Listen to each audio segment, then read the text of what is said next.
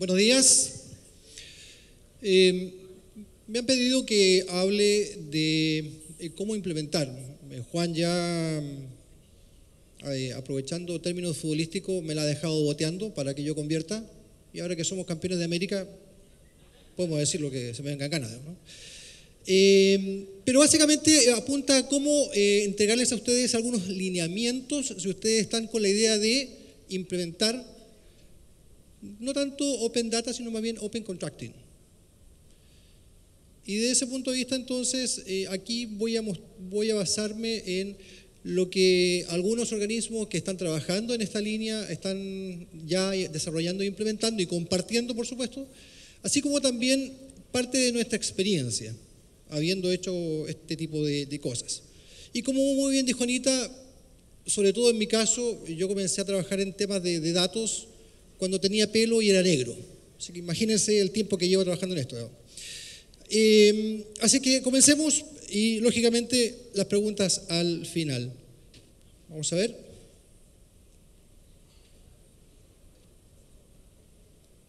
Ahí está. Bueno, ¿qué es Open Contracting? Un conjunto de normas prácticas para la divulgación, muy bien lo decía Juan, divulgación, participación en la contratación pública. ¿Qué busca esto? Que el mercado sea más competitivo, que los proveedores vean que hay un espacio al cual pueden acudir de manera equitativa con respecto a otros. Y desde ese punto de vista, entonces, la tarea es fundamental. Y a través de eso, lo que tiene que ver con la disponibilidad de los datos a través de las páginas web es un elemento clave. Incluye la variedad de tipos de contratos que uno puede utilizar, desde los más básicos hasta los más complejos. Puede ser un contrato a serie de precios unitarios, un contrato a suma alzada, si es de obras podría ser un contrato tipo BOT, por ejemplo. Y desde ese punto de vista, entonces, todos aquellos que quieran proveer servicios, bienes o suministros al sector público pueden estar informados. Ok. ¿Cuáles son los principios como para poder montar Open Data o Open Contracting? Estos son algunos lineamientos que los dejo como receta, pero lógicamente, aprovechándome el esquema que presentaba Juan, también cada cocinero a su torta le pone su gustito adicional. Uno le pone un poquito más de pimienta, un poquito más de azúcar, si es un caso de torta, un poquito más de anís. Acá es un poco adaptar esto a la realidad de cada caso. Que se oriente hacia acciones para lograr una contratación más competitiva, como ya he dicho, y orientado también hacia los stakeholders, que permita una simple comprensión de los datos, y ahí creo que Juan dio varios ejemplos, que permita una supervisión eficaz para todos los agentes compradores, que al mismo tiempo se oriente a identificar o a lograr un desempeño eficiente, y que a su vez permita, lógicamente, una buena rendición de las cuentas, para que se logren los resultados que se esperan. ¿Cuál es el resultado que espera uno como ciudadano de parte de los organismos compradores del mundo público? Nada más que valor social, ¿sí? Más de eso creo que sería ser injusto. Creo que el Estado es el responsable en crear valor social. Entonces, el derecho a acceder a la información de los contratos durante todo el ciclo de vida. O sea, desde el momento en que yo genero la necesidad de la compra de un bien, de un servicio o de un suministro, pasando por la elaboración de los términos de referencia, cuál va a ser la metodología de evaluación, cómo se desarrolla la negociación, si es que se da con el proveedor, hasta que yo contrato. Pero luego viene toda una etapa que hasta el momento también genera cierta pérdida de visibilidad. Lo decía ayer Fabián Quirós. Y también lo decía, creo, hace un rato María Asunción. En la ejecución del contrato hay un espacio, hay una brecha importante que cubrir. Ahí hay temas relevantes. Anita da una información importante, 9,5 billones de dólares en contratación en el mundo público. De nuestra experiencia, habiendo hecho mejoras en los contratos, fortaleciendo la administración de los contratos, hemos logrado, en algunos casos, ahorros de hasta un 10%. Entonces, el 10% de esos 9,5 billones de dólares permitirían, por ejemplo, construir más escuelas, más carreteras y algunas otras cosas. Y eso es parte de la creación de valor social. Después de eso, entonces, se requiere la publicación oportuna, actualizada de los datos. ¿Por qué oportuna? Porque si yo publico lo que está ocurriendo ahora y lo publico un año después, no sirve. En Chile decimos paso a la vieja, o sea, ya no puedo hacer mucho en esto. Desarrollo de sistemas, ya lo comentó Juan también. Así que desde ese punto de vista, entonces, podemos seguir avanzando. Prestar apoyo a los compradores en la divulgación. En muchos casos se habla de la información es poder, si yo tengo la información, tengo el poder, puedo controlar, pero hoy en día la transparencia está predominando. Hay una corriente, lo hemos escuchado estos días acá, hay una corriente, todo el mundo busca la transparencia. ¿Y qué queremos evitar con la transparencia? Dos cosas muy simples, el fraude y la corrupción. Y las cifras son relevantes. Hay algunos países de nuestra región en que el 1% del PIB se debe o se gasta innecesariamente en corrupción y fraude. Entonces, si un país crece al 4%, el 25% de ese crecimiento está tirado a la basura. Penoso. Reconocimiento del derecho de la ciudadanía para supervisar el ciclo de vida de los contratos, nuevamente desde que yo defino la necesidad hasta que yo termino con aquel contrato. Un trabajo conjunto entre el mundo público, el mundo privado, los donantes y la sociedad. Y aquí es algo muy simple. Si yo tengo datos que nadie quiere ver, es como tener un restaurante y nadie entra a comer. No me sirve. Tengo entonces que mostrarlo de una manera que sea confiable, creíble, que no sean cuestionados los datos de manera oportuna, de manera amigable, como para que cualquiera pueda entonces, de acuerdo a las condiciones que se establecen, pueda hacer uso y ver esa información. Y lógicamente eso de garantía a todos los poderes del Estado. El panelista de Guatemala decía que algunos congresistas estaban siendo impugnados y probablemente iban a caer en la cárcel. Bueno, que todos los poderes del Estado puedan entonces ser auditados. Nada más que un ejemplo, el caso de las Islas Canarias, en donde refleja precisamente esto, que sea información oportuna y actualizada. ¿Qué se debe publicar en el proceso de contratación? Vale decir, desde el momento en que yo defino la necesidad hasta que yo contrato, ¿cuáles son los contratos que normalmente estoy utilizando para este tipo de compras? O bien si uso órdenes de compra o órdenes de servicio, si tengo convenios, licencias, etc. Publicar también estudios previos, benchmark, estudio de mercado, análisis de demanda, análisis de ofertas. ¿Por qué? Porque en algunos casos el sector público no tiene dónde acudir, es lo que el mercado le ofrece. Entonces, para que no se pueda impugnar que le compró a Juanito, Pedrito o Dieguito, entonces esos estudios de mercado van a respaldar la toma de decisiones. Lo mismo con... Ok.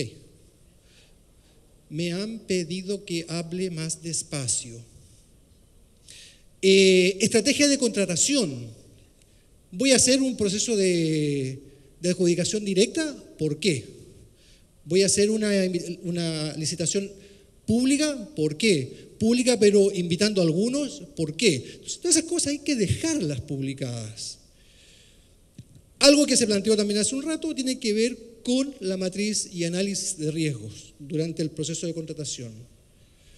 Un bloque de contratos o el plan de contrataciones. Me comentaba Wilson de Uruguay que ellos estaban avanzando ya hacia la publicación o la consolidación de todas las compras de todos los organismos públicos. ¿Bien, Wilson? Entendí muy bien, perfecto.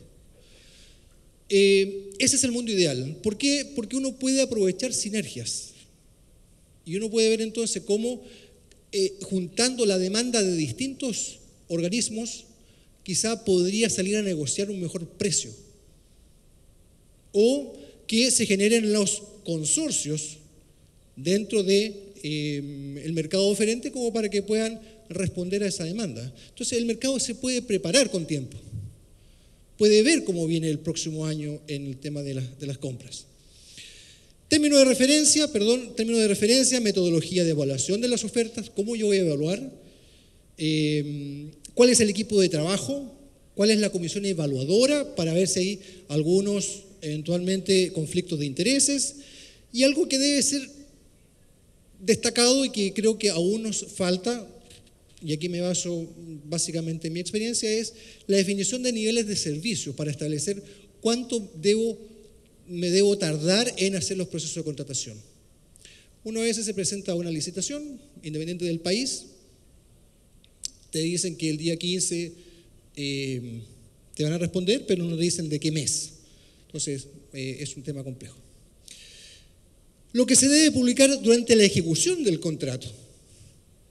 Y esta es una etapa, creo yo, en donde hay muy buenas oportunidades de ahorro. ¿Quién es el administrador del contrato? De la entidad que compra, como también del que provee el bien, el servicio o el suministro. ¿Cómo ha sido el avance físico y el avance financiero de ese contrato? Estoy hablando de administración de contrato desde el punto de vista integral, no solamente de los pagos, sino que del tema operativo también. Si el servicio que se está prestando está cumpliendo lo que el Estado está requiriendo. ¿Cómo han sido las condiciones y para el término, como así también para la negociación de los contratos, o el cierre? La definición, y no solamente la definición, sino que también el uso de los indicadores de desempeño, de los KPI o de los LSLA, según correspondan, los Service Level Agreement. Porque con eso yo puedo ver si efectivamente estoy recibiendo de manera oportuna lo que yo quise contratar y en el costo que yo estaba suscribiendo. Evaluación nuevamente del riesgo y el impacto que tiene en el contrato, cuáles son las fechas de entregas intermedias o finales, modificaciones que ha habido. Juan planteó ahí algunas cifras importantes con sus esquemas. Hay cifras que indican que el 42% a nivel global, mundial, que el 48% de los contratos se duplican en monto y el 52% de los contratos se duplican en plazo. Entonces es muy probable que, más allá de algún problema de probidad, creo que hay una mejor oportunidad de negociación para el Estado, de lograr mejores precios, mejores condiciones de entrega. Auditoría a los contratos y, lógicamente, algo que también creo que nos falta tiene que ver con las lecciones aprendidas. Pero vamos a tener mejores oferentes en el mercado si también el Estado se preocupa de pagar a tiempo. Porque, caso contrario, el costo que está pagando el Estado, o detrás de ese costo hay un gasto financiero que normalmente lo asume el Estado, porque se lo transfiere al comprador. Entonces, ayer hablaba a la hora del almuerzo con un señor de acá de Dominicana que me decía, a mí me tarda 4, y nada más que un ejemplo, 4 meses en pagar. Hemos sabido casos de hasta 8 meses sin pagar. Entonces, es un gasto financiero tremendo. Y en algunos casos, el que compra, financia la compra con su tarjeta de crédito. Entonces, su utilidad se ve disminuida porque tiene que pagar, si no paga oportunamente, tiene que pagar el interés que le genera esa tarjeta de crédito. Entonces, no le exijamos solamente al mundo público, al mundo privado que responda bien, sino que también nosotros, como Estado, podamos entregar garantías mínimas. Creo que, y ahí quizás Trinidad podría dar algunas cifras, que en algunos casos en el sector público en Chile hay SLA para pago de proveedores. Algunas lecciones, ya lo mostró Juan en el caso de Paraguay, el caso de Chile, que no lo voy a entrar en detalle porque después viene una clase magistral de parte de Trinidad, pero hay otros 2 casos, como es el de Colombia, que también ha avanzado de manera importante, y el caso de Perú, que ahí también lo ha mostrado con lujo de detalle Magali. Yo veo que hay una corriente que apunta a mejorar todo esto, a disponibilizar datos. Esto ya lo comenté, tiene que haber entonces una cantidad de datos abiertos que estén disponibles en las condiciones que tienen que estar y una demanda, consumidores de datos le llamo yo, pero que si no tengo un puente entre ellos, no me interesa mucho en realidad, no estoy logrando nada. Algunos compromisos en la región en términos de datos públicos, pero yo veo que también que algo nos falta. Si uno se compara aquí el lado derecho de ustedes, que son los avances que tiene la OCDE, en términos de datos abiertos, y el lado verde, el lado izquierdo de ustedes lo que nos falta. Y, por ejemplo, el último caso que tiene que ver con el tema de defensa, no tenemos nada que mostrar. O sea, ahí estamos en default. Ahí tenemos probablemente un problema. Y hay que ver entonces de qué manera se puede ir avanzando en esa dirección. Pero vemos, comparado con los otros países de la OCDE, que nos falta avanzar. Pero vamos en la ruta correcta. Entonces, me queda poco tiempo, así que voy a avanzar más rápido. Hay en la presentación que yo he hecho, tomando como referencia las estrellitas, el camino de las estrellas que leemos yo, que ha presentado Juan, también cuáles son los beneficios y los costos que tiene la implementación de cada una de estas cosas. Comencemos ya, punto, con algo que tengamos, que sea pequeño, pero que estemos seguros que sean datos que si alguien los va a auditar, los va a encontrar que son datos trazables, que no sean datos que puedan ser cuestionados. Lo que tengas, en el caso de Kansas City, comenzó con un set de datos. That's it. Con eso comenzó y esto es como si yo me quisiera transformar en el maratonista de los 42 kilómetros. Si me preguntan ahora, 5 cuadras puedo correr. Pero si yo me quiero preparar para ir a la maratón, tengo que trabajar mucho más. Entonces, comienza ya. No esperes a mañana, no esperes a tener el mejor dato, la mejor plataforma. Comienza a publicar.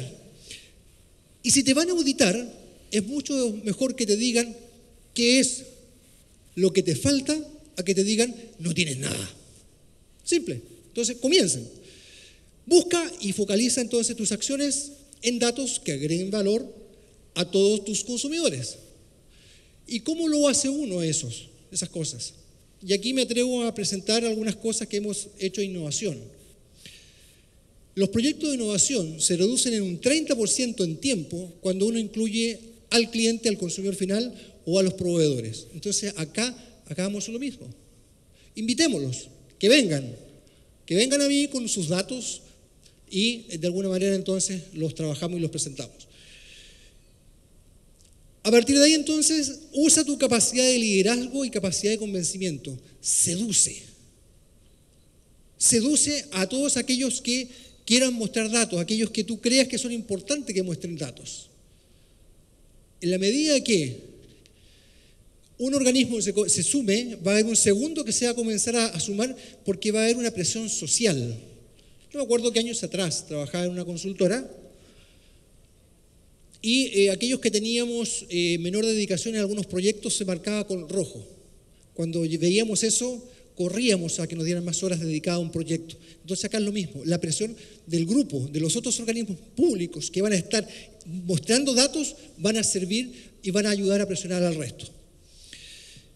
Recuerda que lograr la transparencia es un proceso largo, no te desesperes. Acá se ha hablado de algunas cosas y yo creo que un tema central con esto es que el tema de la corrupción y el tema del fraude son trabajos. Son trabajos. Aquel defraudador que es identificado en una parte, en algún lugar, en algún organismo público, se va a desplazar hacia otro. Si uno ve los análisis de cómo se desplaza la corrupción y la transparencia en nuestra región, uno ve que ciertos modelos se van desplazando en el tiempo. Véanlo porque es muy interesante. Si quieren información se les puedo enviar posteriormente. Entonces, tras la carga pasa que ellos empiezan a utilizar los datos. En el caso de Navarra, que me pareció interesante, simplemente como ejemplo, ellos tienen distintos formatos para la publicación de datos, distintos formatos. Entonces, a gusto del consumidor. Ahí está todo el menú, escoja usted qué quiere. ¿Lo quiere más básico o lo quiere en un archivo Excel o vinculado o datos conectados? Como ustedes lo precisen, ¿sí? Y ahí incluso está en esos colores, múltiples colores que se ve ahí, cada una de las formas de datos que uno puede tener. Atrae la atención de los desarrolladores, busca líderes tecnológicos que te puedan ayudar en esto, en las perspectivas. Si no están los compromisos aún, anda tú a buscarlos face to face. Me quedan pocos segundos y ya casi termino. Finalmente, en Chile decimos, la gallina cuando pone un huevo lo cacarea. Entonces, difunde, comunica, atrae la prensa, muestra quiénes te han entregado información y cuáles son los datos que hay. En la medida que uno logre eso, va a ser muy simple, creo yo, el siguiente paso de fortalecer. Muchas gracias.